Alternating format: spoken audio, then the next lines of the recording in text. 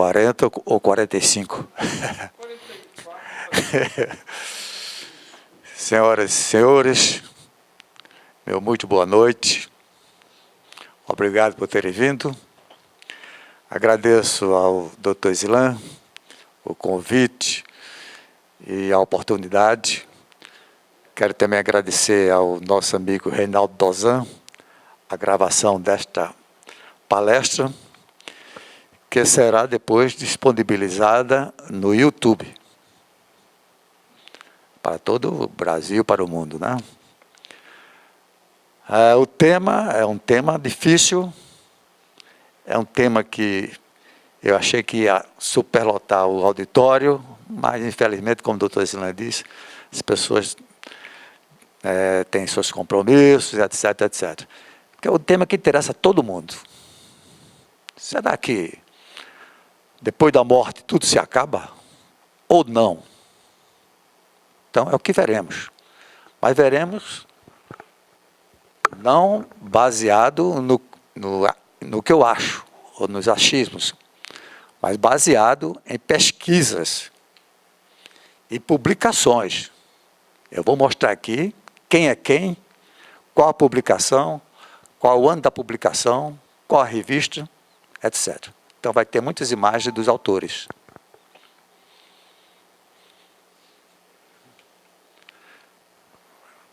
No século IV a.C., Platão diz: a alma participa do divino, mais do que qualquer outra coisa corpórea. O divino é o belo, o bom, o verdadeiro. Então, Platão aqui já cita a palavra alma e já cita aqui a palavra divino, transcendente. Tudo bem. 24 séculos depois, este filósofo e matemático britânico, Alfred Whitehead, diz: nada é mais curioso do que a satisfação dogmática que a humanidade, a cada período da história, celebra a ilusão de que os modos de conhecimento que possui são definitivos. Isso aqui é uma crítica ao materialismo. O materialismo acha que sabe tudo, né?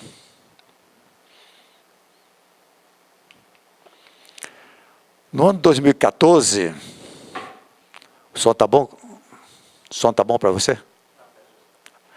No ano de 2014, reunidos no Arizona, num congresso,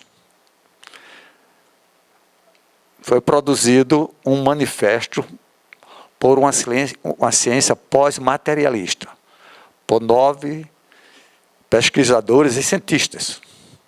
Está aqui o nome de todos eles PhD. Nesta apresentação, acho que o único MD vai ser eu, mas pelo menos sou MD especialista. Todos vão ser aqui PhD. Todos, vocês vão ver. A maioria, né? E foi assinado depois por mais 70 cientistas. 70. Manifesto por uma ciência pós-materialista. Como o doutor Zilan diz, a ciência não é materialista. O materialismo quer se apossar da ciência e quer ser o dono da verdade. Mas a ciência não é materialista. Isto foi publicado em The Journal of Science and Healing, revista de ciência e cura. Está aqui o ano, está aqui a revista, eu vou citar tudo. Aqui eu não vou inventar nada.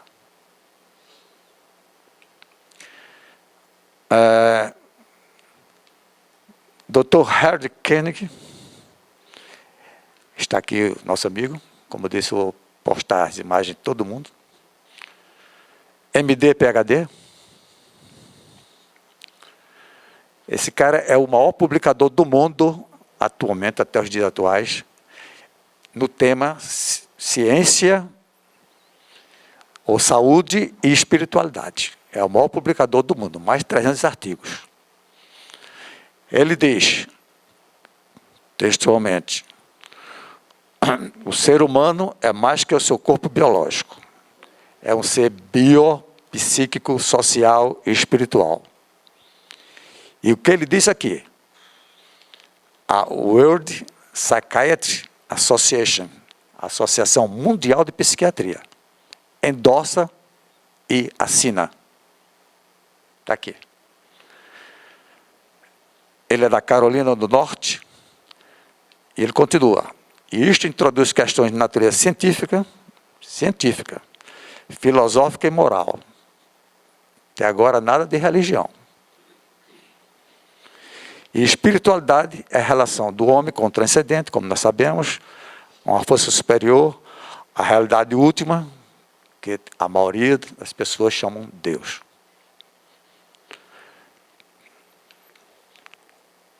Aqui o nosso amigo mesmo, tive o prazer de ser seu amigo, Alexandre Moreira Almeida, é o terceiro maior publicador atual também no tema saúde e espiritualidade,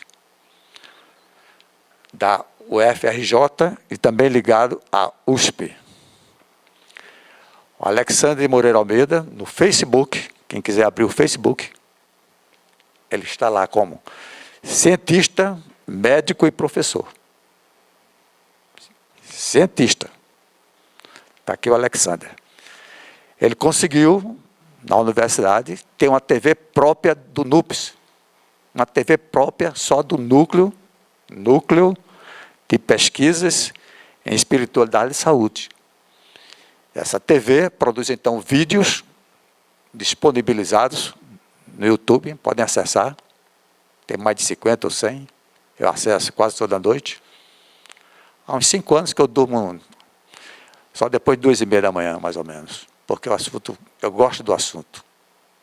Então, um dia eu tiro para música, outro dia eu tiro para medicina, dermatologia, que eu vivo da dermatologia, e outro dia eu tiro para mediunidade. Como a maioria dos colegas sabe, o doutor Islan sabe, meu viés da doutrina espírita é a mediunidade, o estudo da mediunidade. Mas vamos continuar. Então, esta palestra aborda um tema que eu acho que é um dos maiores objetos de preocupações e reflexões. Porque todo mundo tem interesse nesse assunto, né? Será que com a morte tudo acaba ou não? E mais polêmico ainda, quando se pretende estudar este assunto cientificamente. Cientificamente. E tudo começa, mais ou menos, no século XVII, com o nosso amigo aqui, Descartes, filósofo racionalista, Renascimento. Porque o Descartes, ele cria o conceito de dicotomia, em que ele diz que o homem tem duas naturezas, duas substâncias, duas realidades. É o que ele chama de dualismo cartesiano, foi chamado depois de dualismo cartesiano, ou conceito de dicotomia. É a questão corpo-mente. Então, o homem tem duas naturezas. Não é só o corpo, mas é o corpo e a mente. Um pouquinho de água.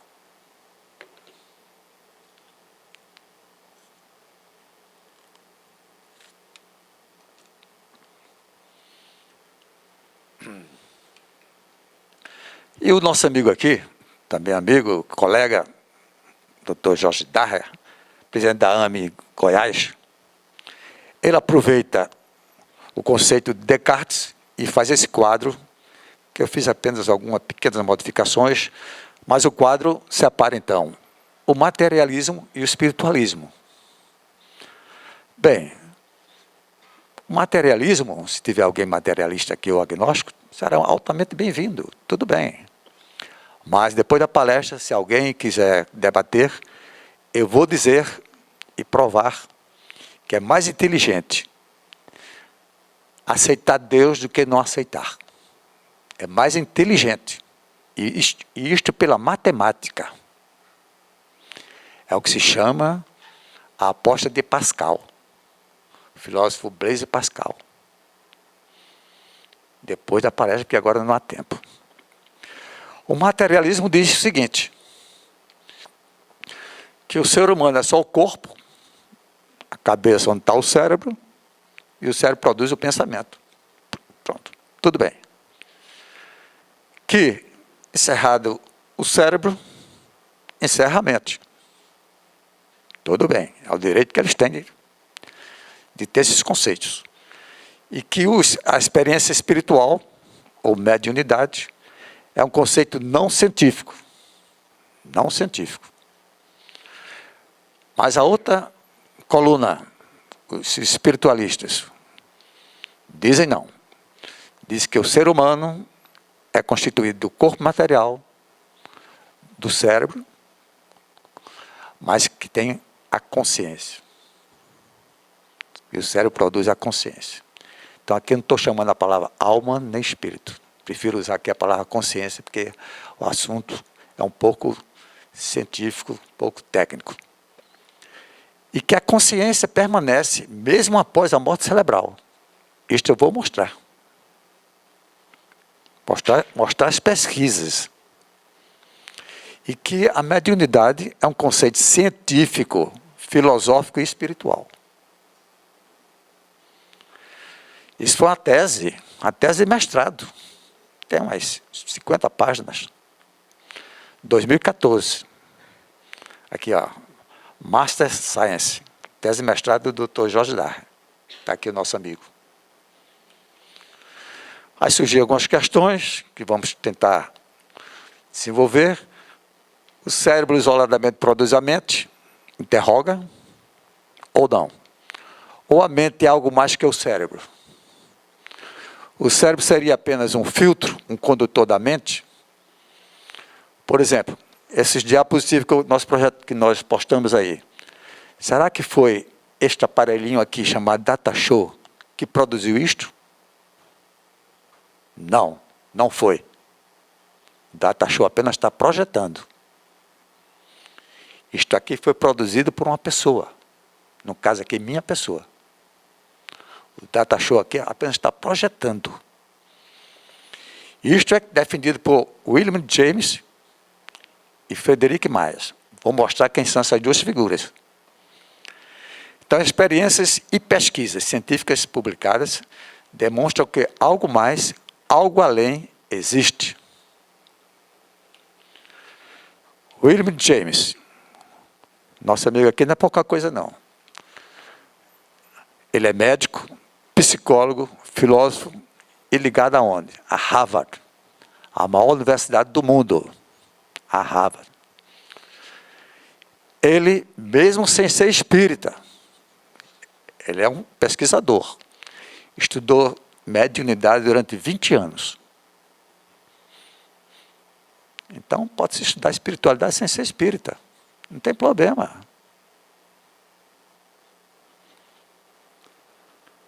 Americano, né?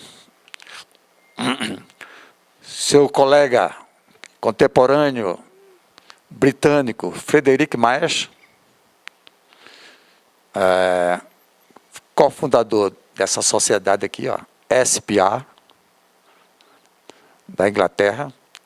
Existe até hoje esta sociedade, foi fundada no século XX, 1900 e pouco, ou 1800 e final.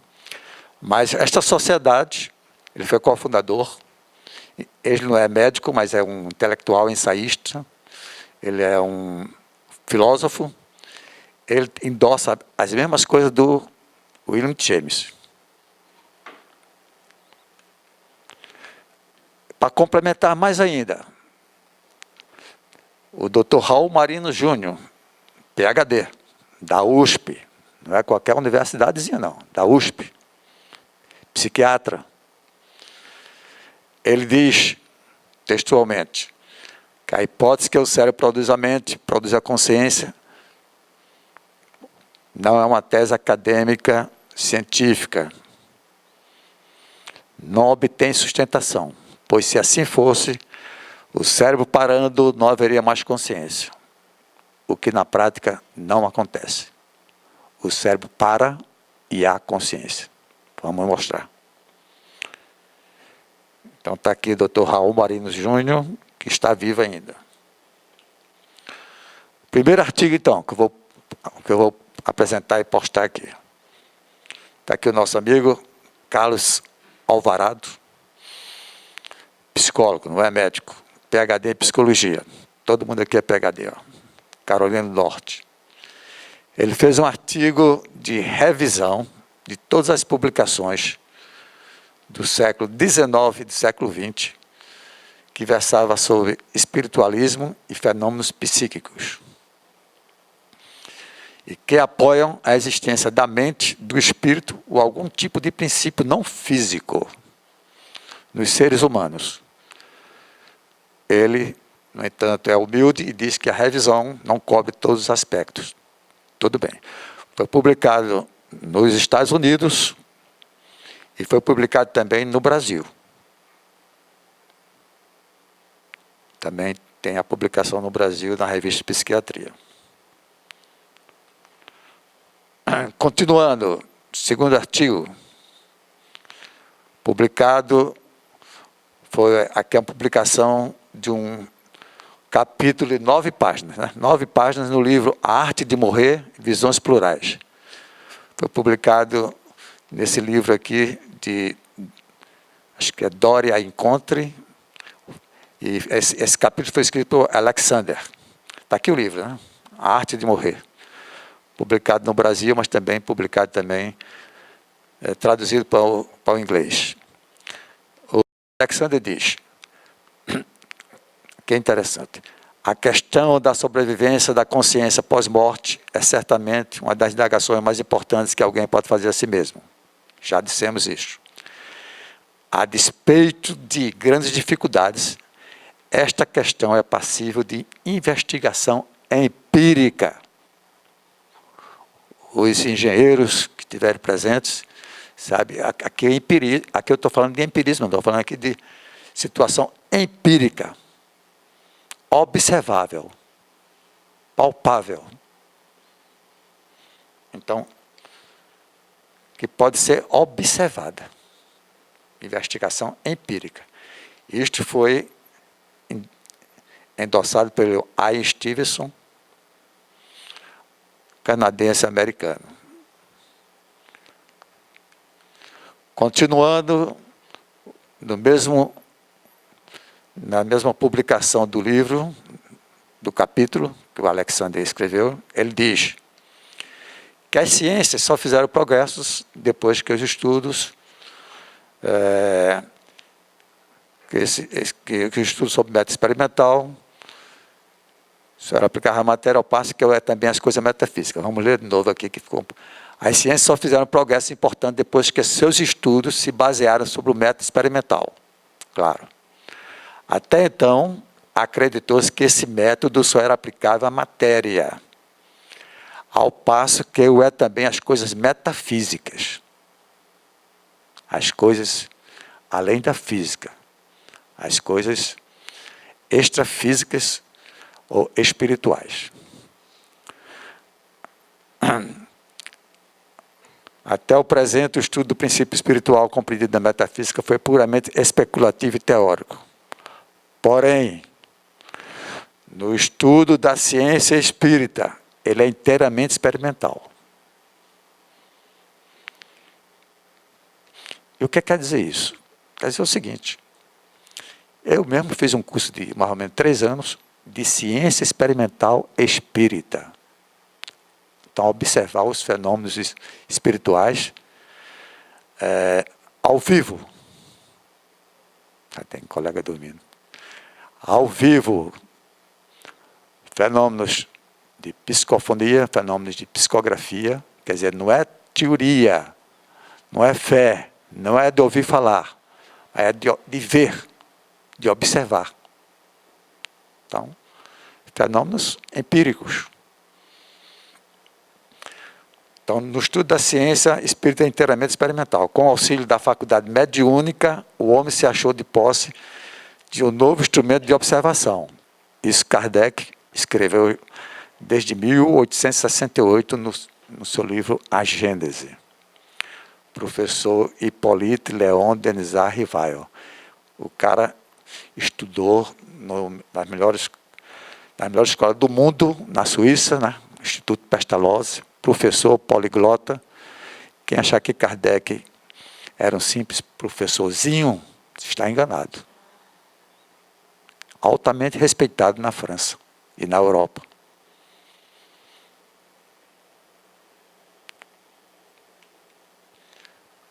Continuando ainda o artigo do Alexander. Então, vamos ver aqui. Embora vários tipos de evidências sugestivas de vida após a morte possam ser observadas, nós vamos agrupar em 3 categorias. Eu vou mostrar 4 casos de experiência de quase morte, 4 casos de fenômenos mediúnicos e 3 casos sugestivos de vidas passadas. Então, nós vamos mostrar 4 publicações de quase morte, quase de fenômeno mediúnico e 3 de vidas passadas. Primeiro caso de EQM. Primeiro caso de EQM.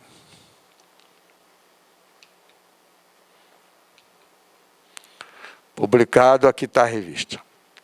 Aqui está o título, aqui está a revista. Olhe bem aqui essa revista. The Lancet. Nós temos 3 maiores revistas do mundo em ciência. Nature, Science e The Lancet. Então, a The Lancet publicou. É um holandês, Pim van Lommel, todo holandês tem van no nome, interessante. Aqui está o artigo, experiência quase morte em sobreviventes de parada cardíaca, de 344 indivíduos reanimados, quase 20% tiveram EQM. E lembrou-se dos detalhes das situações que passaram durante a manobra de ressuscitação. Bem, depois da EQM, experiência quase morte, a pessoa não relatou, eu vi uma luz brilhante, uma luz bonita, que me levou a um túnel. Não, aqui ele vai falar o que aconteceu na sala de cirurgia. Aqui ele vai dizer, eu vou dizer que tal médico fez isso, tal enfermeira fez aquilo, entendeu? Etc, etc. Então, fatos empíricos. Esse caso de baixo, segunda publicação aqui, a segunda publicação, publicado nos Estados Unidos, mas também já tem em português, é o Dr. Raymond Moody, Life After Life, Vida Após a Vida. Vejam que caso intrigante. Uma mulher de 70 anos, cega desde os 18, que, após a EQM, ela descreve com detalhes vívidos o que aconteceu enquanto os médicos a reanimavam, em uma parada cardiorrespiratória. Ela descreveu os instrumentos que foram utilizados, e até mesmo as suas cores, cega desde 18 anos. Isto está publicado, ele não está mentindo. Além disso, ela relatou acertadamente que o médico, um dos médicos, portava um jaleco azul quando começou a ressuscitá-la. Isso é um fato empírico, né? Cega. E ela diz as cores. Outro caso de EQM, Mário Beauregard, também é PhD em neurociências, acho que é psicólogo, não é médico.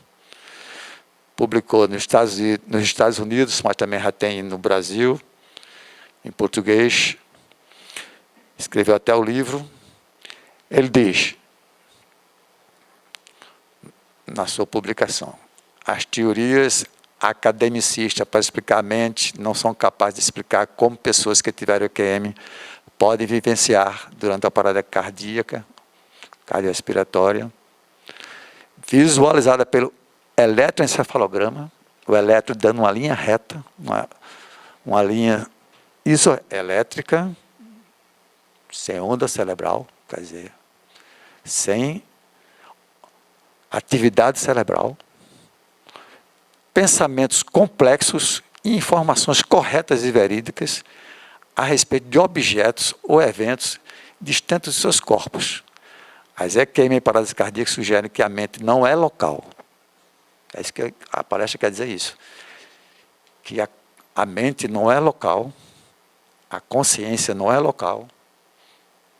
Não estamos chamando aqui nem de alma, nem de espírito. Isto é, a consciência não é gerada pelo cérebro e não está confinada a ele. Está aqui o livro de Mário Burregar, O Cérebro Espiritual.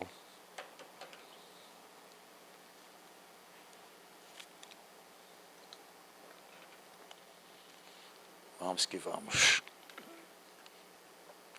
Aqui, eu acho que o último caso de EQM, esse caso está na Wikipédia, está em vídeo, está em filmes, é um caso emblemático, já mostrei uma vez aqui na Unimed.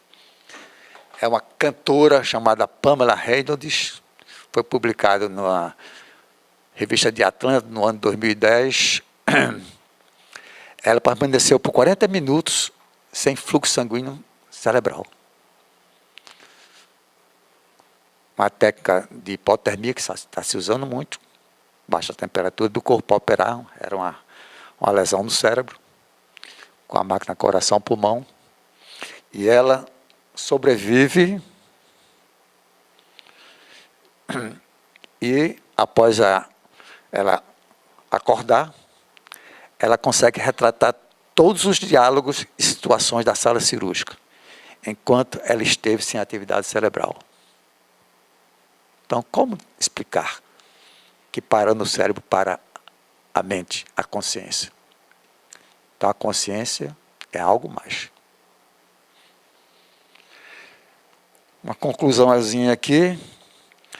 As muitas teorias vigentes se dividem, então, nos que aceitam que a EQM, a gente vê muito isso na televisão, né?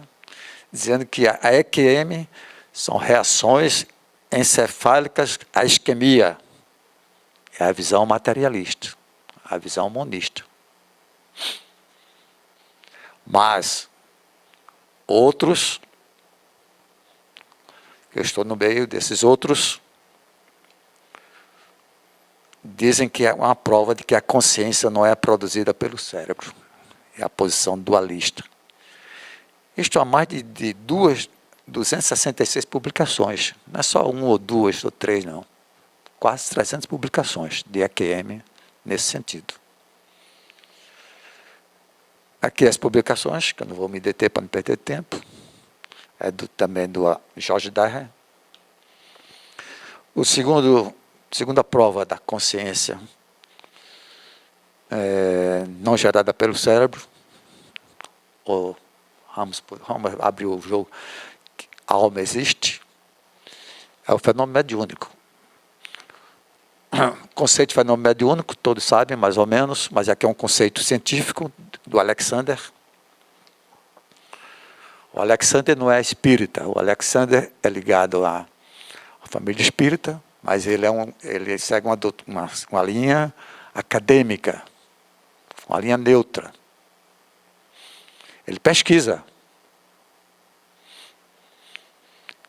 que a espiritualidade é uma verdade, que o espírito é uma verdade, que a consciência é uma verdade. Então, o fenômeno mediúnico é a experiência que o indivíduo, que é conhecido como médium, relata estar em comunicação com ou sob a influência de uma outra personalidade, já falecida, ou outra entidade não material. E o CID-10, que agora já tem o CID-11, interessante, o CID-11, na letra F44.3, já tem o tópico, estado de transe e possessão. Só que, o estado de transe e possessão já exclui, isso está na ciência, no CID-11, exclui aqueles de situações admitidas no contexto cultural ou religioso do sujeito. Ou seja, os estados mediúnicos estão excluídos, não são transtornos patológicos, não são transtornos patológicos. São estados anômalos da consciência. São estados momentâneos, anômalos da consciência. O Alexander publica isto, fez um trabalho em que ele faz o diagnóstico diferencial. Vamos mostrar. Ele coloca vários diagnósticos diferenciais, eu coloquei só 6 aqui. Ele publicou, Revista Brasileira de Psiquiatria, 2011. No estado mediúnico, que não é um estado patológico, é um estado ao nome da consciência, a ausência de sofrimento e incapacitação da pessoa. Ou seja, a pessoa que participa de uma reunião mediúnica, ele pode ser um engenheiro, ser um médico, ser um contador, ser qualquer pessoa, tem seu trabalho normal, não atrapalha nada. E também não há sofrimento nenhum, pelo contrário, ele sai depois satisfeito da reunião. Eu estou falando tudo isso não baseado em teoria. A doutora Benigna fez um curso comigo de mais ou menos 3 anos de ciência experimental espírita, baseado mais ou menos nisso. Eu estou falando tudo isso porque eu participo. Então, a pessoa sai, não há sofrimento nenhum, pelo contrário, há alegria.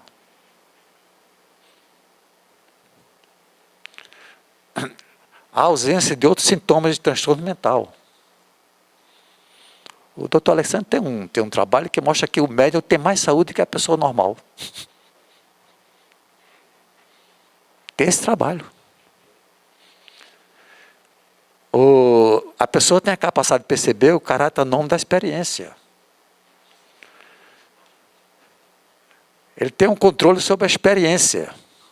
Se ele não quiser fazer passividade, ele não faz. Se ele quiser fazer, ele faz.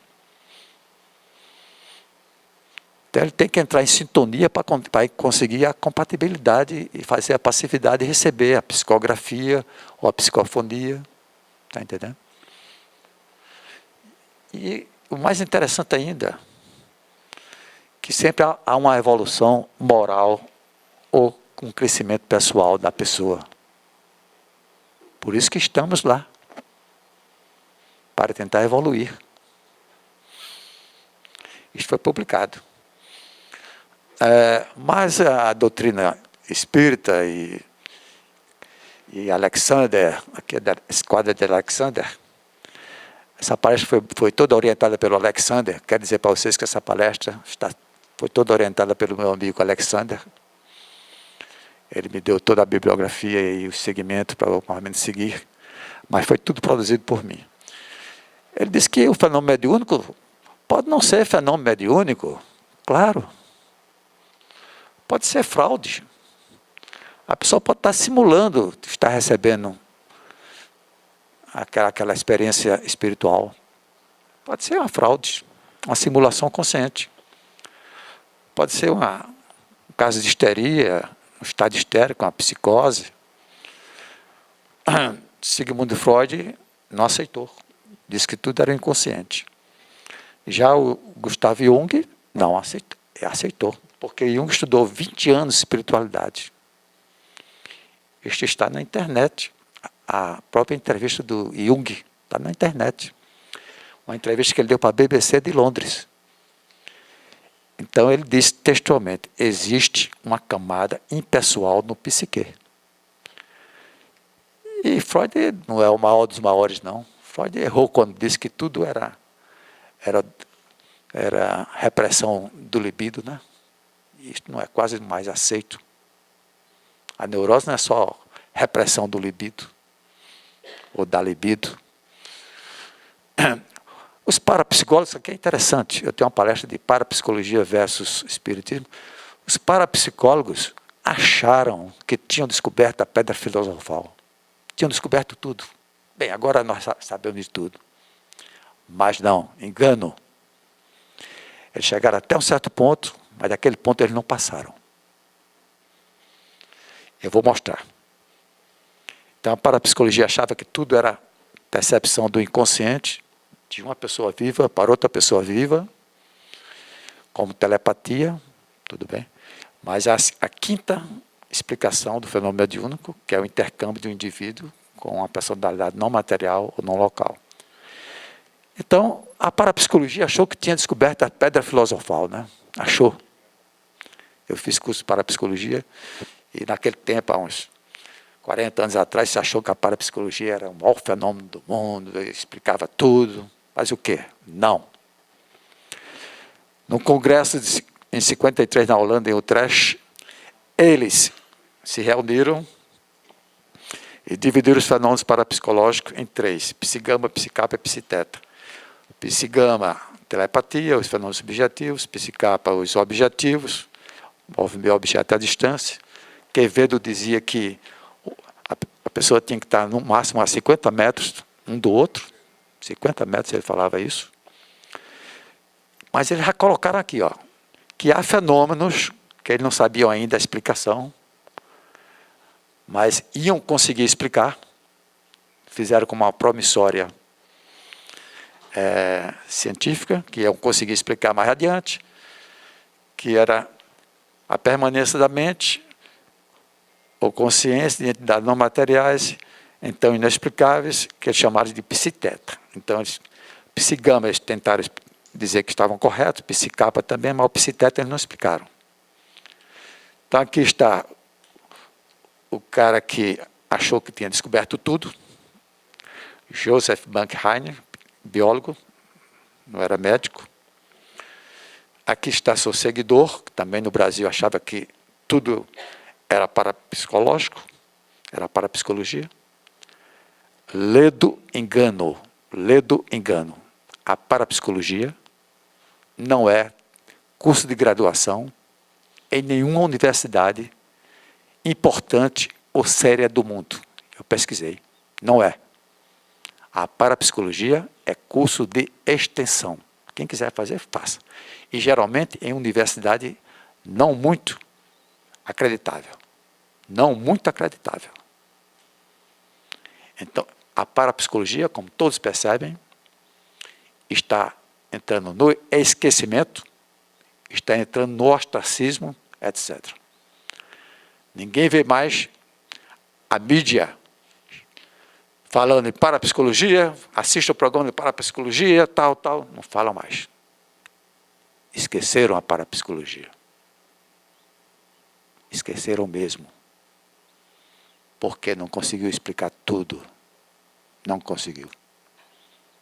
Pensavam que tinham conseguido, mas não conseguiram. Então, para não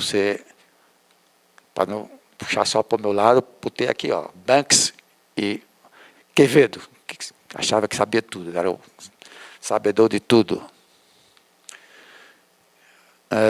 Esse outro caso aqui, de mediunidade, é o Nuri Piper. Eu acho que eu não vou demorar muito, para não cansar. Foi estudado durante 15 anos pelo William James, nenhuma fraude. Interessante aqui é esse colega de William James, o britânico Oliver Lodge, disse, vamos levar ela para Londres. E ele levou. Ela ficou 3 a 5 dias no apartamento do próprio Dr. Oliver Lodge, confinada, fechada, sem nenhum contato. Ele convidou vários colegas deles, cientistas, pesquisadores, e ela produziu fatos de pessoas presentes e ausentes, que a mesma nunca tinha visto ou conhecido. Então, é inexplicável pela ciência academicista. Inexplicável.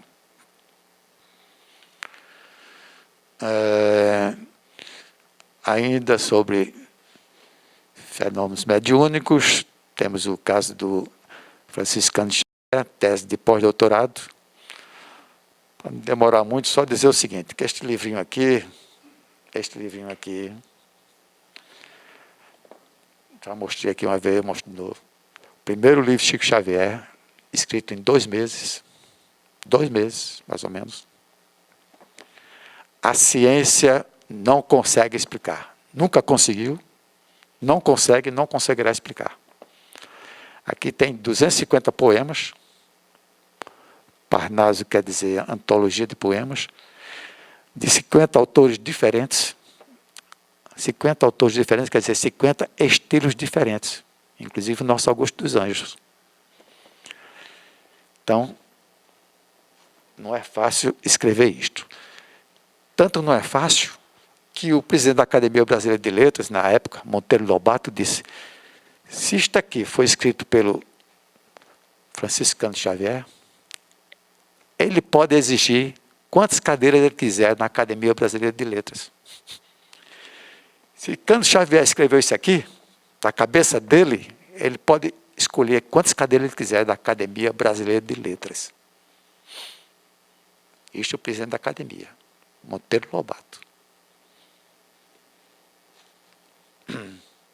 Isto sem revisão, sem rasuras, sem nada. Só pela psicografia rápida.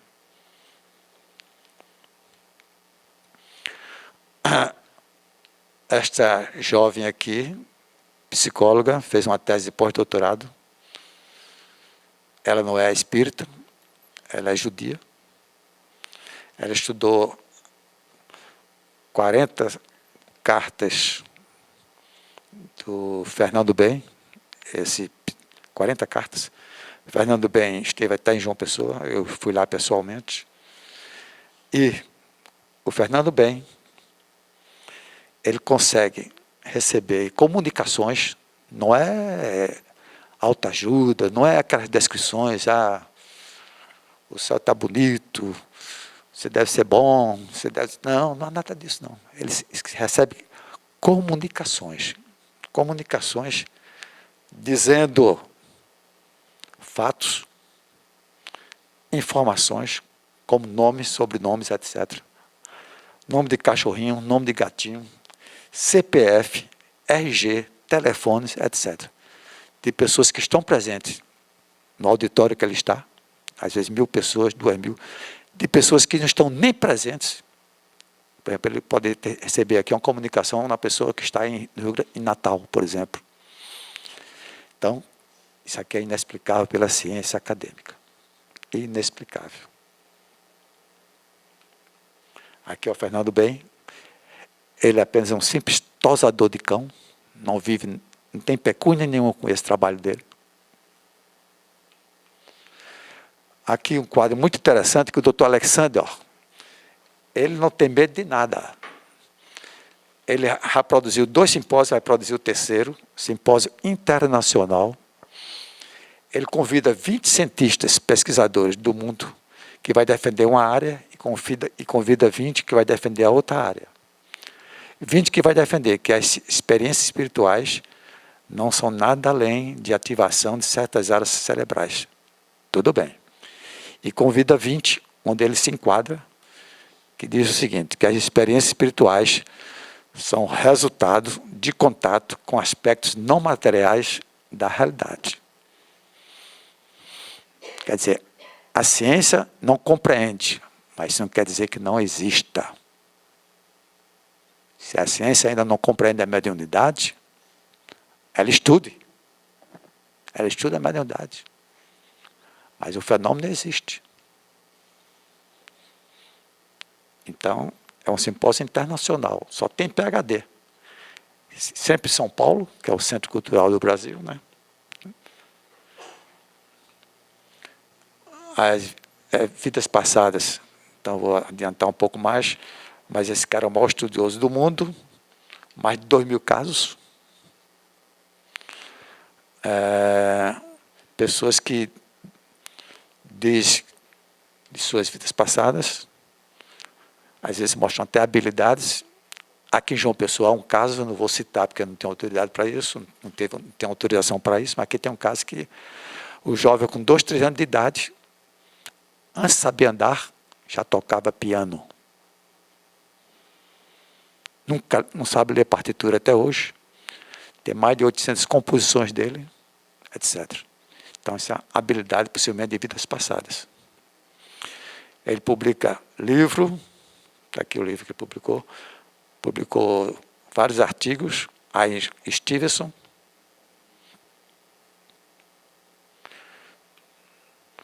outro médico, publicou vários livros, está aqui 2, o Brian Weiss, americano, Muitas Vidas, Muito Mestre, outro livro dele. Bem, vamos às conclusões, né? Para não ficar muito...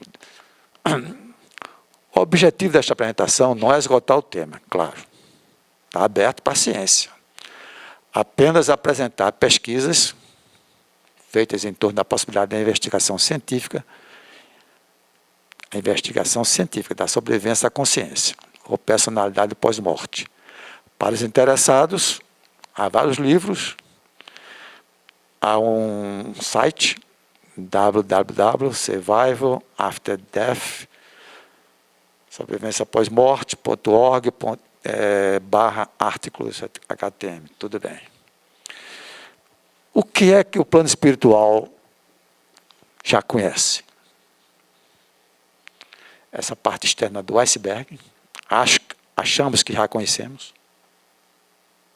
pelo que já pesquisamos.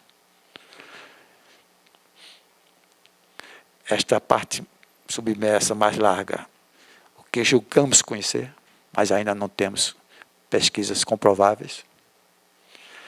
E essa parte mais inferior, mais afinada, é o que ainda falta conhecer. O homem não sabe ainda quase nada, né? Isto é um quadro da Beth Karachansky, a judia, que eu mostrei. E essa última conclusão, que é minha, não foi o Alexandre que orientou, mas eu tive o atrevimento de colocar, que Kant, no século XVIII, o filósofo Immanuel Kant, alemão, afirma que as 2 grandes questões filosóficas da humanidade são e sempre serão se realmente existe Deus, a realidade última, o transcendente, aquilo que ultrapassa os limites do conhecimento humano. Todos sabem que ninguém jamais viu a Deus. Ninguém jamais viu a Deus. Nem viu, nem possivelmente verá. Nem aqui no plano material, nem no plano espiritual. Não vão pensar que após a morte vocês vão ver Deus, não. Não. Deus pode ser sentido. Nós conversamos com Deus, nós sentimos a presença de Deus, mas ver a Deus é uma coisa muito profunda. Nem aqui, nem no plano espiritual. E se o homem realmente possui uma alma imortal, aceitamos que sim, mas deixamos em aberto. Por quê? Possivelmente, o homem jamais será capaz de chegar a um conhecimento seguro sobre isto. Deus não quis dar esta colher de chá ao homem. Deixou o livre-arbítrio para o homem. Então, o homem decida.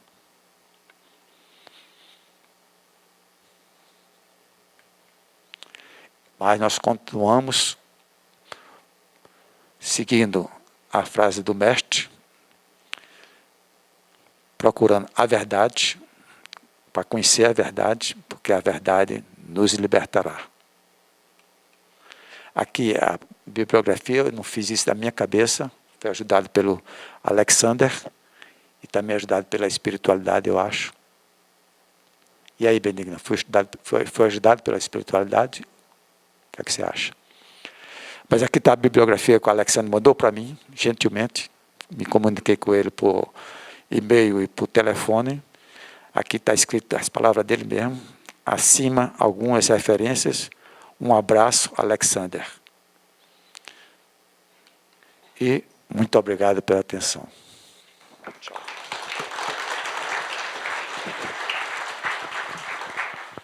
Bom, agradecer ao Dr.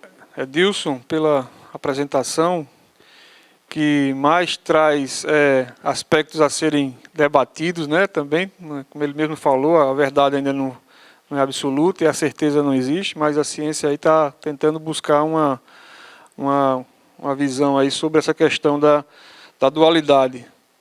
Acho que ficou muito claro, Edilson, só para a gente, né, iniciar a conversa, a grande questão, né, a sobrevivência após a morte. E você levanta duas vertentes do pensamento, que é a vertente dualista, e que considera que a mente é algo fora do cérebro, né? O cérebro morrendo, a mente continua viva. Mente, leia-se alma, leia-se espírito, leia-se algo imaterial. E aí tenta se provar, né? Você trouxe alguns trabalhos, né, que tenta se colocar de uma forma objetiva e não filosófica, que essa mente continua viva. E você trouxe a experiência de quase morte, né, que foi primeiramente descrita por Pim van Lommel, que é um holandês. A gente teve a honra de conhecer ele em Goiás, acaba de 2 metros e tanto de altura, um senhor já. Hã? Sim, conheci. Ele descreveu, um cardiologista que começou a observar os relatos, né, espontâneos de pessoas que tiveram parada cardiorrespiratória. Até então, na década de 70, não havia ressuscitação. A pessoa tinha uma parada cardiorrespiratória e morria. E depois que aconteceu a ressuscitação, as pessoas ressuscitavam e relatavam essas experiências. Né, eu estive em tal lugar, eu estava aqui, eu estava em cima do teto, vi na outra sala. Então, a experiência de quase morte é um processo objetivo, né, que sugere, né, não vai dizer que é prova, porque é uma prova muito pessoal, né, mas sugere, né, através de vários relatos sequenciais de vários pacientes, a continuação da vida, mesmo com atividade cerebral ausente, que é provada pelo eletroencefalograma. Uma atividade isoelétrica, quer dizer, o cérebro não tem atividade elétrica. Então, essa seria uma das provas da continuação da vida da mente, né, mesmo após a morte do corpo físico.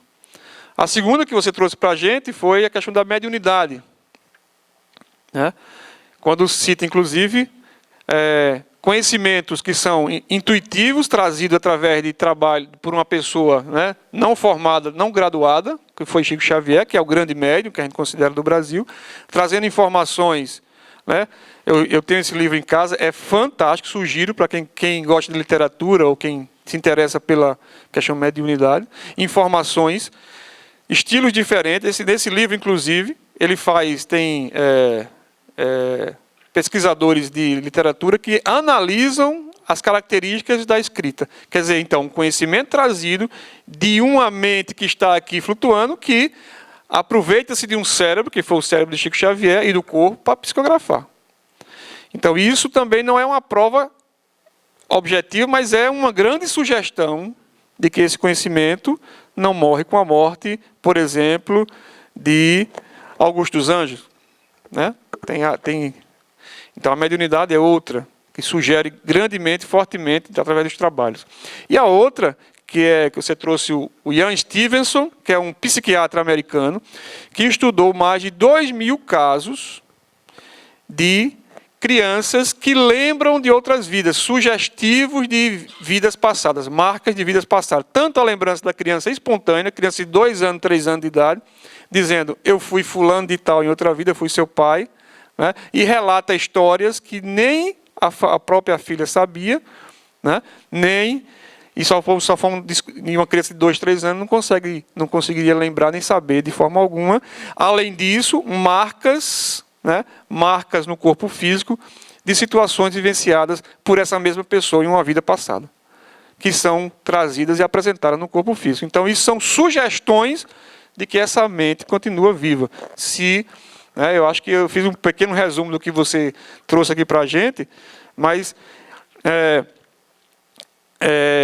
para a gente que já, pegando essas várias e múltiplas sugestões de que a vida continua após a morte, a gente fica se perguntando, qual a consequência, e aí eu acho que talvez, além do que você trouxe, uma questão além dessa questão é quais são as consequências para a gente dessa realidade.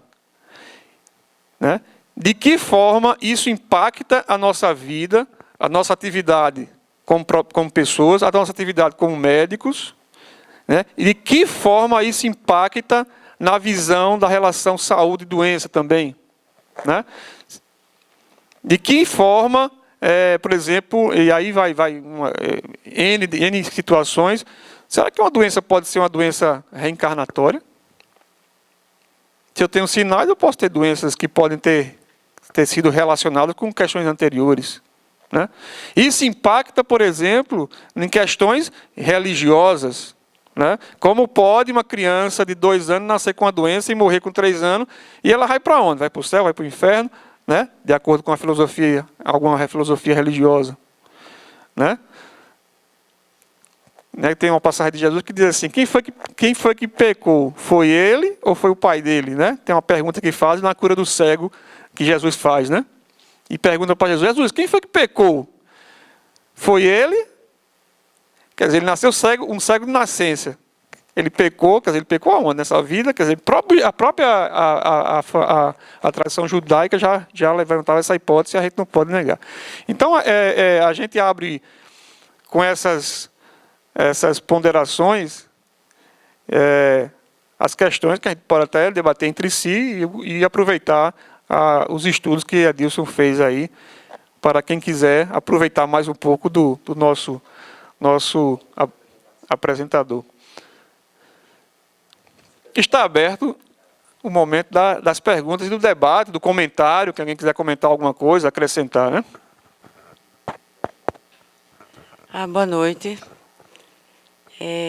O que encanta nisso tudo que foi dito é que hoje se fala nisso abertamente, sem nenhuma contestação, sem nenhuma cara feia, sem ninguém ser taxado de bruxo ou maluco. Algumas pessoas que vivenciaram a mediunidade até há bem pouco tempo atrás, essas pessoas ficavam como párias da sociedade, é a diferente, é aquela que a gente não se aproxima muito, com medo do que ela pudesse fazer de mal.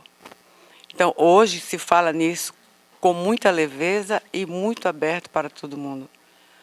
O que é impactante, esse conhecimento, principalmente no relacionamento entre as pessoas. Aceitar o diferente, entre aspas, que não é diferente, é apenas uma exacerbação das alterações sensoriais, e conviver em harmonia com ela. Então, eu acho que isso, o que Adilson trouxe de experiência científica, explicando esses fenômenos, nos alivia muito na convivência diária entre pessoas no trabalho e familiar. Já não somos mais bruxas, Já não somos mais bruxas e podemos ficar sem rótulos de diferentes. Acho que isso é muito bom. Olá, eu me chamo Marcelo. A ciência metafísica, ela não é estudada como as ciências ordinárias, as ciências dos fatos, as ciências dessa realidade objetiva. A consciência é uma estrutura da fisiologia integral do ser. Nosso irmão colocou em sua palestra algumas questões que são efeitos correlacionados à mediunidade, e inclusive ele falou de algo bastante interessante, que se não estiver com a verdade, ela se deteriora, ela perece. E a verdade, é uma questão de sinceridade. Nós estamos, todos nós, sem exceção, somos criaturas criadas por Deus, nos manifestando nessa realidade dos fatos, da realidade objetiva. Isso aqui, ó, que está dentro dessa caixa aqui, nada mais é do que veículo da manifestação da consciência. A consciência é uma estrutura que encontra-se num plano superior, de dimensão superior. É o sopro. Kardec foi recebido uma vez por um espírito que se disse Zéfiro da verdade, sopro da verdade, a psique. É lá onde está a estrutura consciencial, todos os nossos registros acásicos de instrução e de experiências daquilo que vivenciamos em várias existências, inclusive na outra parte extrafísica. Então, a consciência é uma estrutura que eu chamo, já há mais de 10 anos, que eu tento estudar isso, e aos poucos vou recebendo essa daí. Eu chamo de constituinte da individualidade. A consciência faz parte. Abaixo da consciência, numa outra dimensão, para vocês terem uma ideia, existe algo chamado plano mental, que inclusive ele é dividido tal qual o nosso cérebro. Aí é tudo baseado em Kardec. Para cada vamos dizer assim, que nós vamos exercitar, que nós estamos aqui exercitando. Ora estamos no plano físico, ora estamos na outra dimensão extrafísica. Nós vamos investir uma roupagem adequada para aquilo, o perispírito.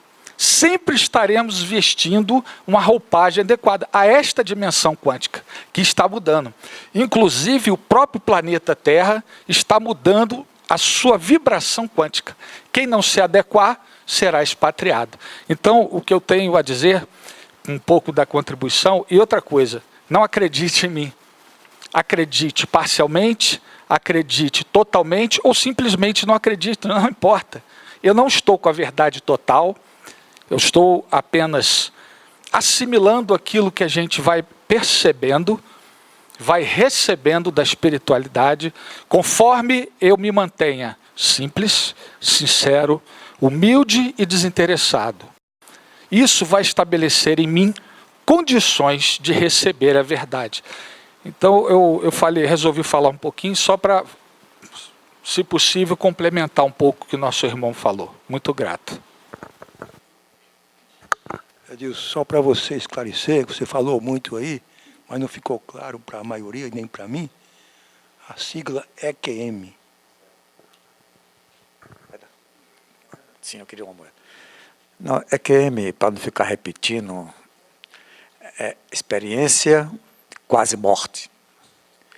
Então, hoje em dia a gente gosta muito de pegar tudo, né, e colocar sigla para ficar mais fácil, né, mais rápido. Então, EQM, experiência de quase morte. Está entendendo? De quase morte. A pessoa pensa que morreu. Os médicos pensam que morreu. Mas a pessoa ressuscita depois, né? Depois da parada cardíaca, depois da parada cerebral. Está entendendo? Teve o caso aí de 40 minutos e a pessoa votou.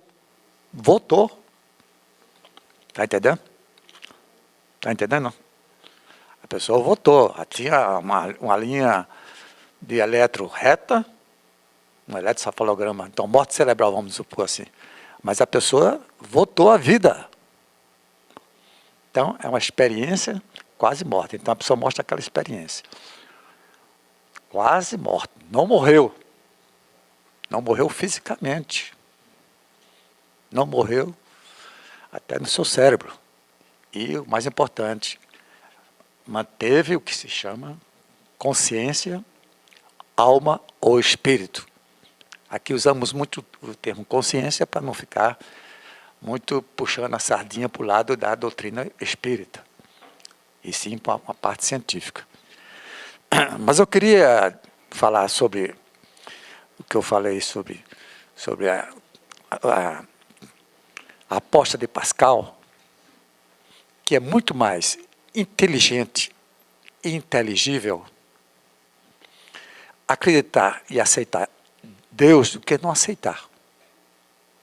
O Blaise Pascal, filósofo matemático, ele diz o seguinte, que o materialista,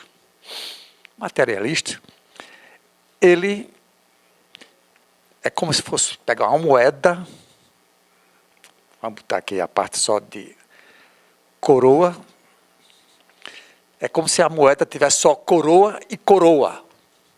Ele aposta 100% que Deus não existe, o agnóstico ou o ateu. Então, se ele jogar a moeda para cima, vai cair coroa, 100%. Já quem aceita o mundo espiritualista, não. Aceita que pode ter coroa e pode ter cara. Ou seja, ele está apostando 50% que Deus não existe e 50% que Deus existe. Então, matematicamente, está entendendo? É muito mais inteligente aceitar a existência de Deus. Você tem 50% de chance de não existir e 50% de chance de existir. Vejam que o Pascal foi inteligente. Ele provou isso matematicamente. É chamado a aposta de Pascal, Blaise Pascal, ou Teorema de Pascal. Deu para entender mais ou menos? Então, a moeda tem duas faces.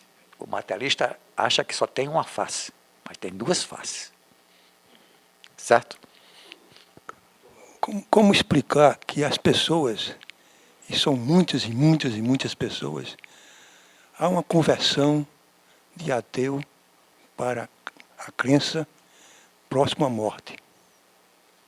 Isso é uma tendência geral na humanidade.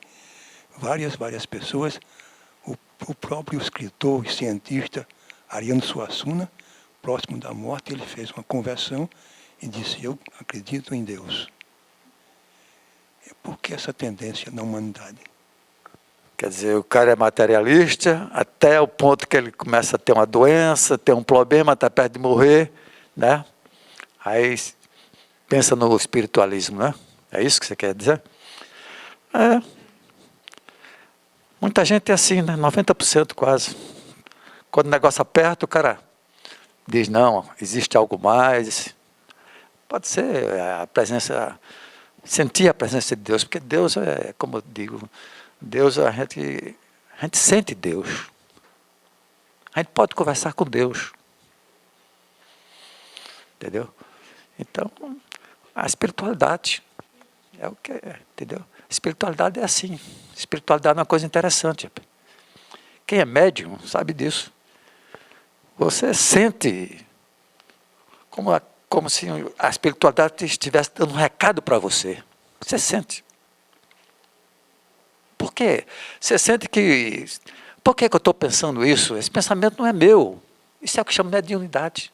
Mediunidade é um pensamento que não é seu, rapaz. Nosso tio Isaías, eu recebi comunicação de Isaías. Quer dizer, você recebe uma comunicação, um pensamento que não é seu. Isso é o que chama de mediunidade. Está entendendo? Você recebe uma coisa que não veio de você. Não veio do teu cérebro. Então, é espiritualidade. Boa noite. Aconteceu recentemente um fato na minha família que deixou todo mundo em estado de choque. Aí eu queria entender um pouquinho o que aconteceu, se tem a ver com espiritualidade ou se a ciência tem como explicar. O meu sobrinho de 26 anos faleceu faz 11 anos. E aí a minha irmã resolveu abrir, né, tirar ele da gaveta para colocar o meu pai, que faleceu recentemente, há 2 semanas. E, para nossa surpresa, ele estava intacto. Então, não deu para aproveitar o mesmo local. Aí a gente não entendeu nada, porque fazia 11 anos já que ele tinha sido sepultado e o corpo dele estava perfeito. Não tinha deteriorado em nada. Como a ciência explica isso, ou a espiritualidade? Há outros casos já descritos. Né? A língua de Santo Antônio estava intacta. Ele era um grande orador e, após abrir a urna funerária de Antônio de Pádua, a língua estava intacta. ele tinha um fenômeno mediúnico da bicorporeidade. É porque tem muitas coisas que as pessoas não divulgam, não aceitam. Ele chegou ao ponto de estar em 2 lugares ao mesmo tempo. Bicorporeidade. Então, a ciência acadêmica, ela pensa que sabe tudo, né? Mas não sabe, rapaz. A nossa vã filosofia, entendeu? Tem que ser aceita e não tem explicações para muita coisa. Mas aí esse caso muito interessante, cientificamente eles vão dizer que a criancinha tomou muito antibiótico, foi formalizada, ele foi embalsamado? Não. Não foi nem embalsamado. Não tomou medicamento nenhum, quer dizer, nem a explicação de ter tomado muito antibiótico e ter preservado a parte matéria, que não vale nada, né? A matéria não vale nada, às vezes você adoece na segunda e já morre na sexta. Então, nem o uso abusivo de antibióticos poderia explicar. Ele não pegou o formol, não foi formalizado. Quer dizer, a minha opinião, a ciência acadêmica não explica. Procure explicações pela ciência acadêmica monista, e ela não explica, né? Como não explica muita coisa.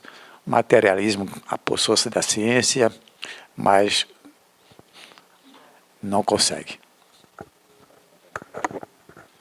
É uma questão que a gente talvez não seja tão relacionado com a questão de espiritualidade, porque a gente relaciona o corpo físico, ou a morte, né? Pelo menos a morte, a gente se relaciona sempre que aí tem algo espiritual envolvido, e de fato tem, né?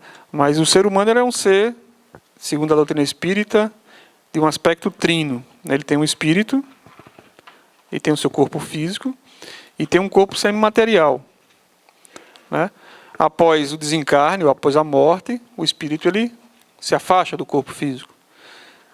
E o corpo biológico fica sujeito às leis da biologia, né? Como disse o Dr. Roberto, não creio ter mais haver nenhum fenômeno espiritual envolvido nisso, né? Esse é um fenômeno biológico. Eu não posso nem te explicar direito, mas foge, eu acho que é a temática de espiritualidade. Muito embora a questão morte esteja relacionada aí, corpo físico, mas ali a morte já aconteceu há muitos anos. Não dá para crer que existe um espírito ali envolvido ou um fenômeno espiritual envolvendo, né? Essa é a minha visão.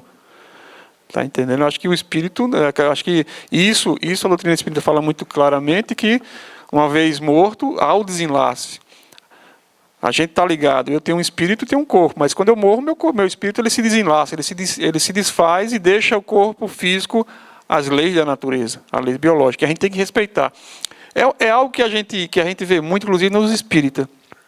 Tudo é espiritual, né? Ou é do mundo espiritual. Na realidade, tudo é do espiritual, mas a gente tem que saber que também a lei, o biológico é um fenômeno da natureza, faz parte de Deus também. E existem leis, a gente não pode desrespeitar essas leis. E achar que tudo é fabuloso, tudo é milagre, né? Mas é uma coisa interessante, né? A gente vê isso aí acontecer. Alguma explicação biológica deve ter, alguma expressão da ciência biológica deve ter, que eu não consigo te explicar. Alguma substância que preservou o corpo ali físico. Mas a gente não pode também achar que tudo é espiritual, porque tem um tema relacionado com corpo físico, morte, etc. Eu acho que é mais ou menos por aí. A Alexandre está falando que existe um colega nosso médico, jovem, né, que foi cometido de uma questão neurológica, vascular, que está aí mexendo com Marcos Maia, né, e que possamos fazer vibrações boas para que ele melhore, tenha a sua recuperação o mais rápido possível, né? E é isso, acho que eu falei no começo, inclusive, que a espiritualidade, essa relação de saúde e espiritualidade afeta tanto os profissionais quanto os pacientes, né? Os profissionais dessa forma, né? E eu achei interessante o final da palestra de Adilson, foi que ele colocou: conhecereis a verdade e esta vos libertará. Do quê? Desse sofrimento, né? Quando a gente sabe que após a morte existe e continua a vida, que todo mundo soubesse disso, a gente estava um pouco mais tranquilo. Claro que a gente ia ter saudade. Viajou, foi embora, vai para um outro mundo, mas a gente se sentiria um pouco mais tranquilo. Não, eu sei que ele foi, mas ele está lá. Ele não foi, ele apenas se afastou um pouco deixou o seu corpo físico, biológico, né? Devolveu à natureza, utilizei daquele corpo físico, mas ele continua vivo. Então, isso liberta a gente de sofrimento. O conhecimento da espiritualidade. Dá um pouco mais de humanidade, né? Um pouco menos de egoísmo, de achar que aquele corpo ali é meu para o resto da vida, não é? De fato, né? Vai ficar aí debaixo da... Né? Vai ser carcomido pelos vermes, né? Como dizia Augusto dos Anjos, né? E assim vai. Bom, gente, eu acho que a hora é adiantada.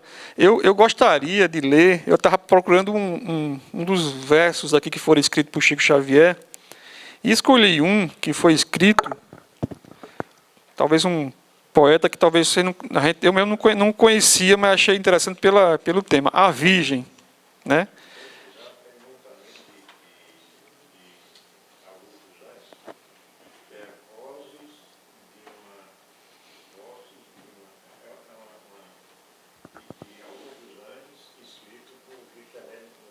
No Parnaso de Além Túmulo aqui também tem. É grande, né? Eu que escolhi um menorzinho só para a gente, para ver essa. Inclusive o poeta que é o Bittencourt Sampaio, que morou no Rio de Janeiro, na cidade de Laranjeiras, em 1834. Então ele psicografou através de Chico Xavier. Eu vou ler aqui, chama A Virgem, né? Provavelmente falando de Nossa Senhora, né? A mãe de Jesus. Ele faz assim: do seu trono de róseas alvoradas, estende, mãe bendita, as mãos radiosas sobre a augusta das sendas escabrosas, onde choram as mães atormentadas.